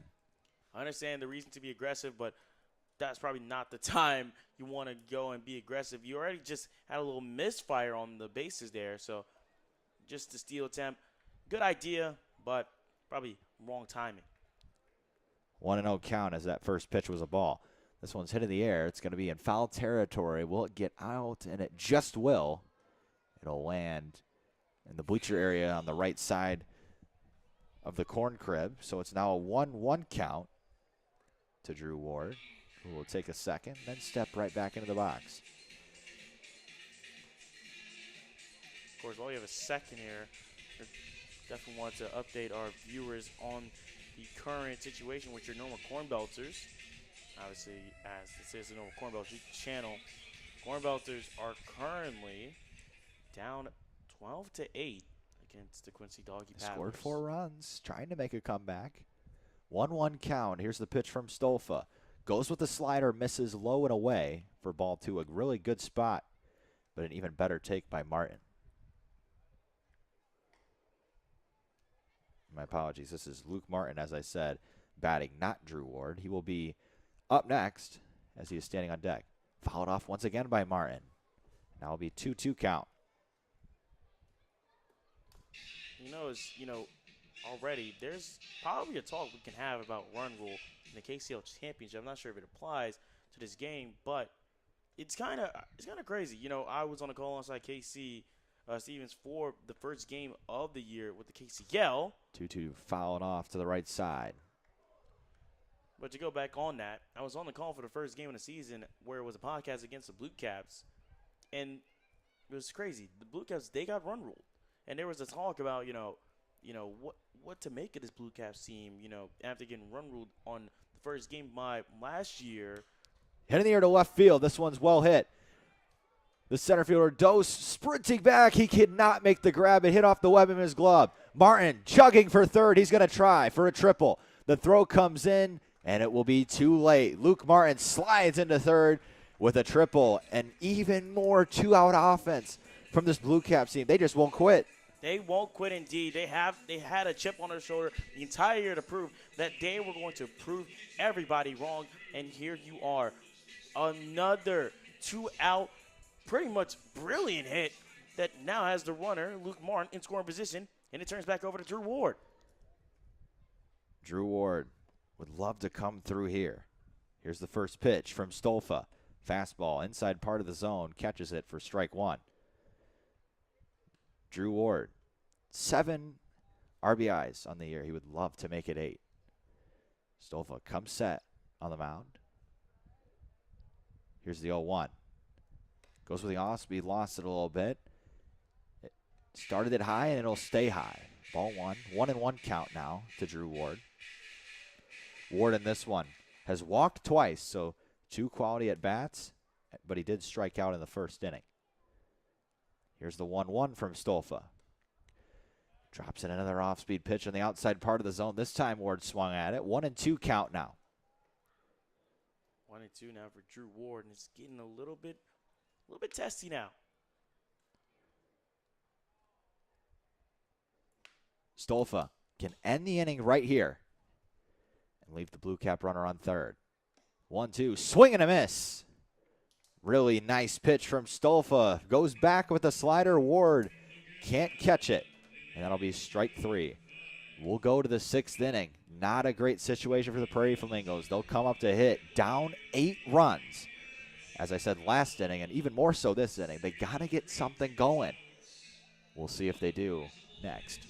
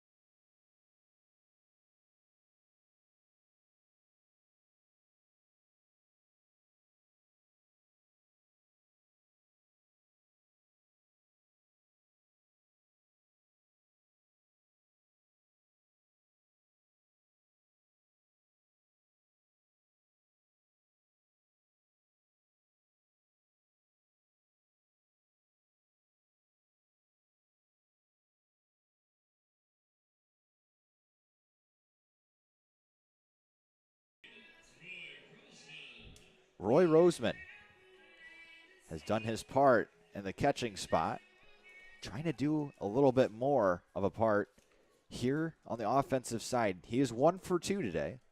He has 1 of the 2 hits for the Prairie Flamingos so far in this game. So he's been one of the key providers in this game on both ends. Next pitch, misses away. 2-0 count now to Roseman. Lifts his leg and fires. This one catches his own. 2-1. Good pitch delivered right there. 2-1 count. Immediately ready to go. Here's the 2-1. Fouled off. I'll go just to the right of the press box. Behind the backstop. 2-2 count now. Roseman down to his last strike in this at bat. 2-2.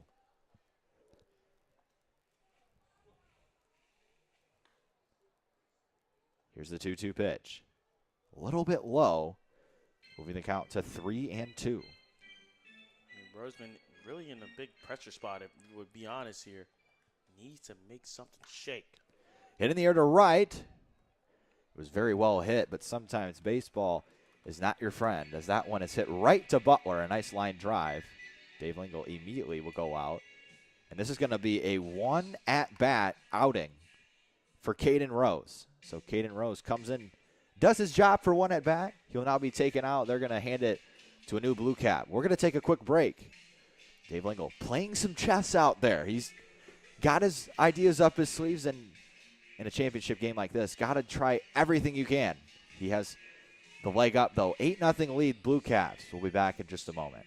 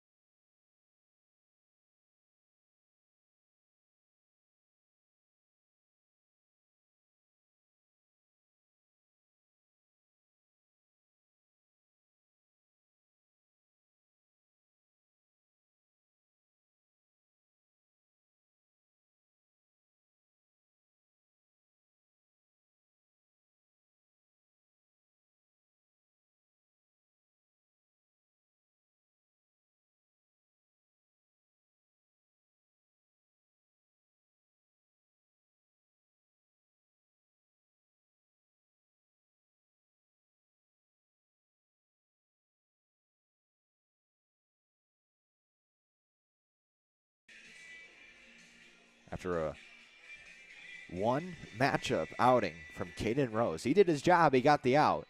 It's going to bring in Blake Billups. All reliable. 14 2/3 innings pitched. He found himself in the game, the last one against the Bobcats, and did exactly what was asked of him. He had a really good outing. He's looking to take that into here in the championship game as all the Blue Caps will retreat back to their positions, and we're ready once again for baseball. One out. Keaton Davis will step in.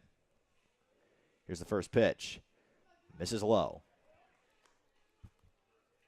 Good pitch right there to see off the rip. And just to talk again about that little pitching matchup, great decision by Dave Lingle to really bring that on.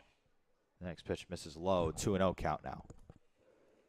Roseman, before the break, lined out to right field. He hit it very well. He has one of the 2 hits today for the Prairie Flamingos, but could not find the turf as it was caught by the right fielder, Butler. Next one misses low. That's not what you want to see. 3 straight balls out of the pen for Billups. Comes set. Here's the 3-0 pitch from number 9. Bounces in there for ball 4. Sorry, 3-1. 3-1 pitch. Me and the scoreboard operator must have missed the strike there. 3-1 count. Next pitch in the strike zone. Well, so I do apologize. I said it was a walk. All of a sudden now, full count. Well, you didn't miss it that time. No. Blake Billups, 1 pitch away from setting down Davis. Davis looking to battle. Here's the pitch. Hit in the air. It's in shallow infield right next to second base. And Martin will move over and make the grab. 2 down. That's just unlucky right there. Great battle, though, from Keaton Davis to keep fighting, but unfortunately it wasn't his time, and really kind of sums up the story of the game here tonight, that there's been a lot of battles at the plate, from the Prairie Flamingos, but it's just wrong place, wrong time, and once again, another flyout. First pitch to Braden Barber, misses low for ball 1. 1-0. Barber, so far tonight, has only batted twice. This is his 3rd at-bat. He walked in the 2nd and grounded out in the 4th. Next pitch. Billups, once again, will start behind 2-0 with another ball.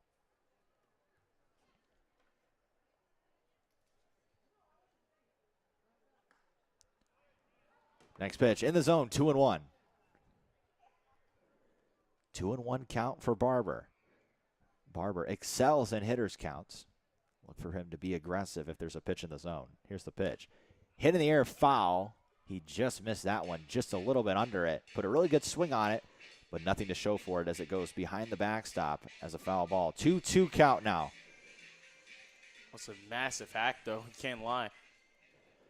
Billups has battled back and brought the count back to even. 2 strikes, 2 balls. Can he find the put-away pitch here? Lifts his leg and fires. This one, uncompetitive up and in to Barber. An easy take for him, and it's now full.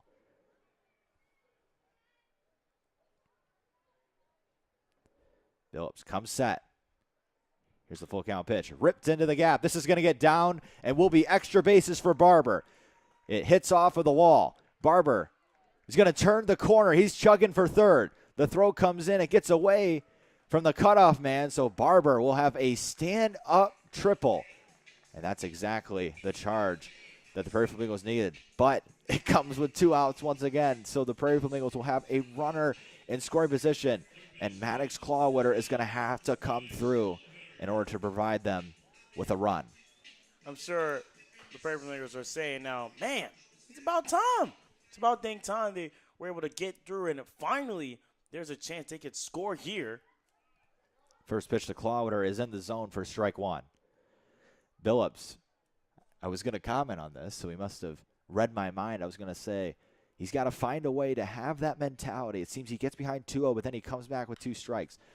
Slow grounder over to Schilling. He gloves it, throws on the run. The throw is in time to first to get Clawwater. The Prairie Flamingos just cannot get a run to score. Clawwater, slow grounder, out at first. So through 6, no runs, and only 3 hits for the Prairie Flamingos. We will go to the bottom of the 6th. Blue Caps come up once again, hoping to add on to their 8-run lead. 8-0 Blue Caps. We'll be back in just a moment.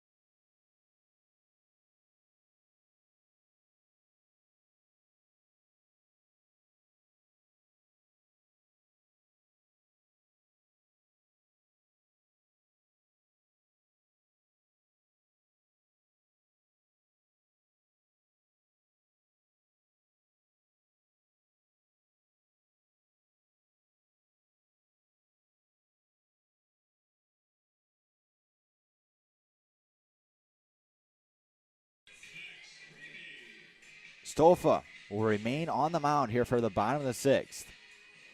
The first batter is going to be Max Greamy, who steps in. Max Greamy so far tonight, here as we hit to the bottom of 6, has pretty much been the guy that's the main thorn in the side of the Prairie Flamingos. Had a triple in the first, had a single in the second, and was hit by pitch. First pitch to Greamy, big swing and a miss for strike 1 off of the pitch from Stolfa. Yeah, and just continue on with that, it was hit by a pitch in the 4th. Solid day. In a very unique situation here for the Blue Caps as that pitch misses, and it's now 1-1. The run rule, if the Blue Caps score 2 runs in this bottom of the 6th, they will run rule the Prairie Flamingos and take their second KCL Championship. Here's the pitch. Hit in the air, shallow right center field. The ball's coming down. Under it is Friedmansky, and he will camp under it and make the catch. That'll be a first out. Well, you can't really complain about that at bat. Green saw the ball well, just a little bit too late on that one there. Just 1 up, 1 down. Next up is going to be Michael Lucas. He had that sac fly that produced the first run in this ball game back in the first. He grounded into a double play and then reached on an error in the fourth. So all kinds of at-bats.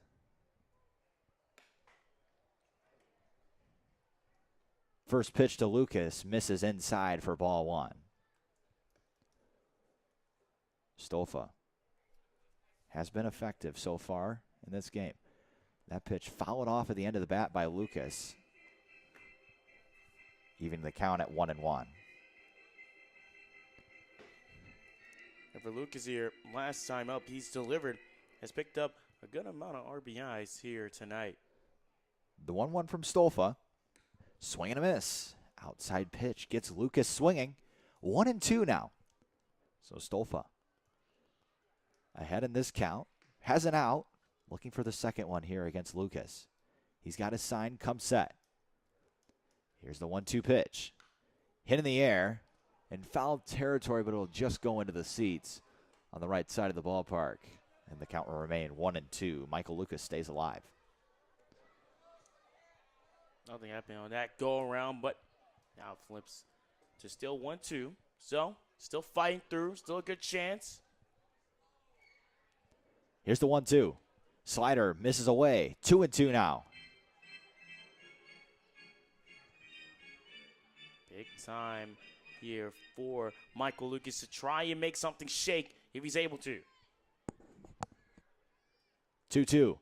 Ground ball over to third. It'll stay fair. It'll be fielded by Clawwitter. The throw to first goes high above the glove of Barber. It'll bounce off the dugout. Lucas will now stand on second as he reaches on the errant throw from Clawwitter. And I think if there's a play that sums up how this championship game has gone for Prairie Flamingos, it's that right there. That just went away and was just not ideal in the slightest amount, as now Colby Glenn comes out to bat. Next is going to be Colby Glenn. The righty steps in now with a runner in scoring position in the form of Michael Lucas. He represents the winning run should he come across.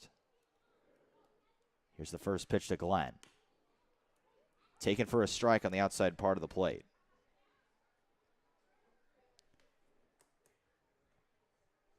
Oh, 1 now. Stolfa looks over at second twice, lifts his leg, then comes to the plate. Goes with a slider, hit into right field. It'll get down. Friedmansky fields it, fires it in, and the winning run is now on base for the Blue Caps. First and third. And now, should Glenn steal, the catcher Roseman will most definitely try to get the out at second, as that run would end the game should he get into scoring position.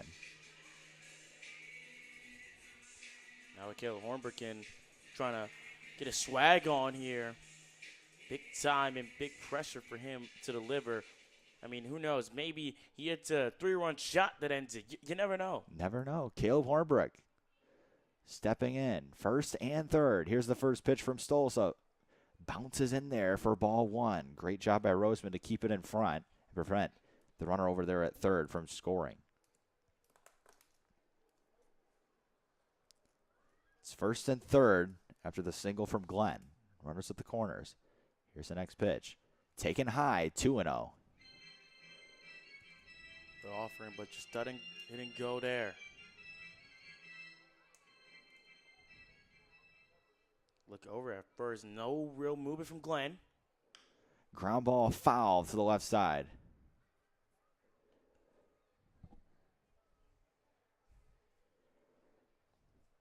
Now 2-1 count. I mean, you mentioned that run rule. If it does happen to play, my goodness, it's going to be heartbreaking if you are a Prairie Flamingos fan here tonight. Here's the 2-1 from Stolfa. Hit in the air to right center field. This one's back there. Back at the wall. It's going to be caught by Friedmanski. And they've got to double it off. The run scores, but a double play will take off one of the runs. They're going to say the run counts. 9-0. Terrible mistake by the runner, Colby Glenn. He went on the base. He's got to know that he's got to stay. Unfortunate running miscue, and the game will stop at 9-0. We will go to the final half inning. Regardless, the Prairie Flamingos will have one final chance. They've got to score at least 9 runs to stay alive. We've seen crazy things happen. Could it possibly happen tonight? The Blue Caps are going to throw someone new out there. We'll also introduce him to you guys. Do not go anywhere. The KCL Championship could be crowned here in the next half inning. We'll be back in just a moment.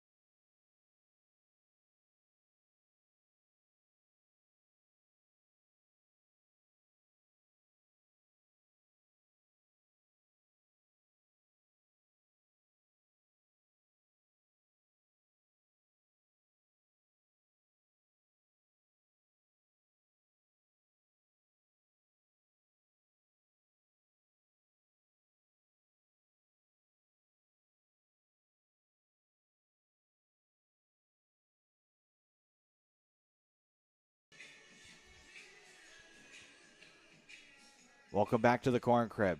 Ladies and gentlemen, top of the 7th inning, the Blue Caps up 9-0 on the Prairie Flamingos. Prairie Flamingos will need to put all hands on deck, and it'll start with a leadoff single from Grant Dose into left center field. So the Prairie Flamingos have another base runner. That's another hit to add to their tally. And Grant Dose will stand at first. They're going to need to get a lot more going should they want to come back from that 9-0 lead. Just got to keep fighting as much as possible. You're the Prairie Flamingos. Top of the 7th. Got to make anything, just anything, shake right here.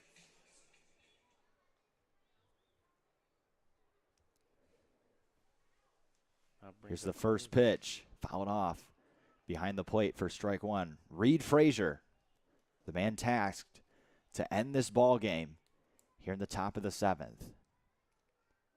He'll start ahead 0-1 after giving up the leadoff single. Of course, now facing Cole Yates here. Yates, you could say 1-for-1 today, was walked, and then got a single the 5th. Next pitch to Yates, misses up and in for ball one, evening the count at 1-1. If you're Frazier, you have the lead, man. You just got to fill up the zone and let the Prairie Flamingos make mistakes. Fouls it off. Cole Yates was right on it, could not quite find the barrel. Fouls it off right to the backstop. 1-2 now. Frazier, one pitch away from collecting that first out.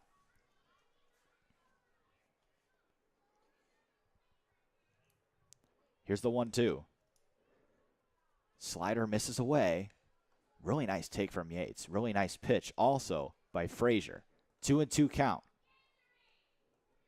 Big time here for Cole Yates. Do not want to have a wrong swing. Here's the 2-2. Fastball fouled off once more. kind of funny Frazier looking over to first, checking the runner. Probably absolutely no reason to throw to first with the 9-0 lead. Go get the hitter.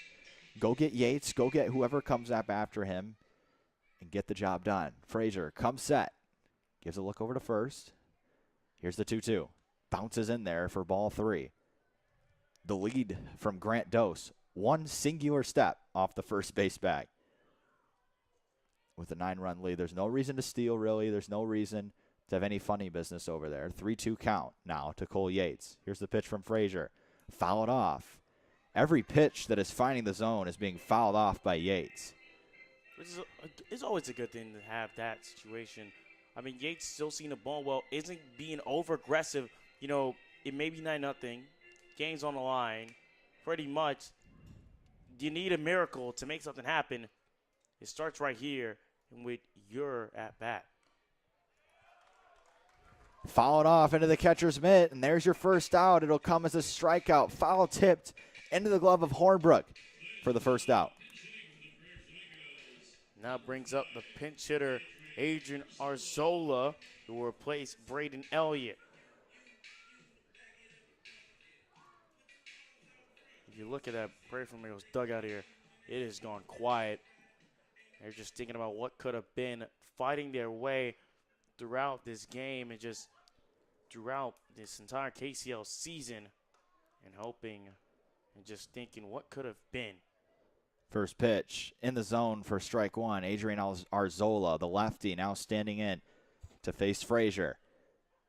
Ripped in the air to right, no doubt about it. So the celebration will be limited, and man, that one went way out to right field. That's a home run for Arzola, who will leave his mark on this game, and they chip away slightly. It's going to take a few more blasts. It's 9-2, but really nice piece from Arzola. That was a gorgeous swing. Indeed it was. Talk about the distance on that one, going 375 feet. Arzola, at least he'll leave something with a statement here, as it may be not just over quite yet, as Arzola with an instant impact right from off the bench.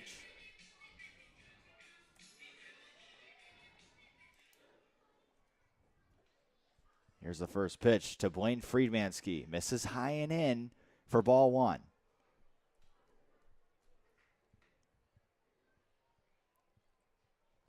Next pitch. Swung on and missed by Friedmansky. Now you're going to have to wonder, after that home run, does it really give you team that wake-up call you're desperately been needing for all this game? Frazier unfazed by the home run. Throws another strike in there, 1-2 to Friedmansky.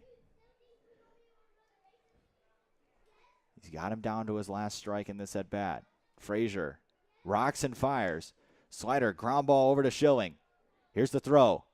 2 down. And the Prairie Flamingos down to their last out of the season.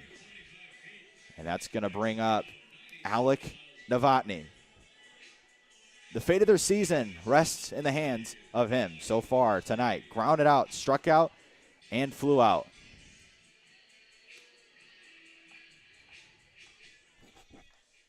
Novotny, everything is on the line for you here. First pitch. Fastball misses high for ball one.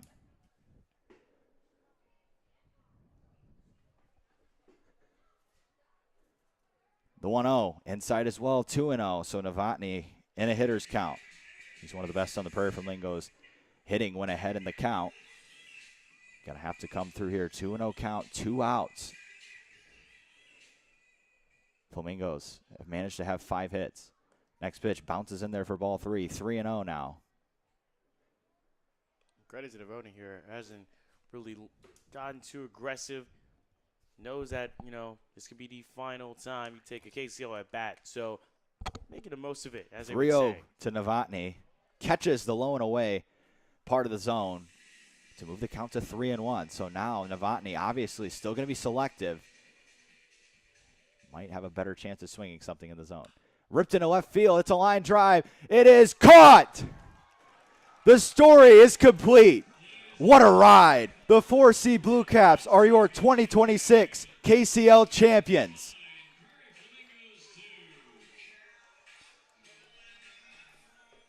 What a ride it is indeed. What a story and what an ending for the Blue Caps. Throughout the season, they've been doubted. They've been tested. Some people say they thought this would be the wildest dream to happen, but it's happening. It's real. Dave Lingle has done it again. It's magic from the magic man himself, Dave Lingle. The Blue Caps are your 2026 KCL champions. They're going to give Lingle a Gatorade bath. Well deserved. Nobody deserved than the Blue Caps. They have obviously not the regular season that they like, but as we know, the great thing about the KCL, everybody gets a chance to compete in the playoffs. And what a ride it was. Roller coaster for the Blue Caps. All the struggles, all the pandemonium, everything doesn't matter because you walk away as 2026 KCL champions. And that is the second championship under manager Dave Lingle. And to think about it, on the other hand, for the Prairie Flamingos, first season coming in, not a bad start, at all. You did excellent in your first year. Came up third in the regular season, but to make it all the way to the KCL Championship, you have to be proud of it. There's a lot that you take away from it. May have been, the outcome in the end you want, but having to play 2 games in 1 day, it's always going to be challenging. And all credit to him for stepping up to the challenge that was here today. Solid, but unfortunately, it was not meant to be this year. The message all year long for the Blue Caps was to continue moving forward. Got to be able to stay with it, stick with it, trust everybody around you. Obviously, in a season that is so unhinged at times and stuff isn't going your way, you got to stay bought in. And every single man that is hoisting that trophy right now bought into what Dave Lingle was saying. They bought into each other. And at the end of the night, 9-2, they will walk away as KCL champions. For everybody listening, we thank you for listening tonight and all season long on the Normal Corn Belters YouTube to KCL Baseball. Signing off for one final time when it comes to KCL Baseball. I'm Braden Hartman alongside Devin Witson. Have a great evening. The Blue Caps, 2026 KCL champions.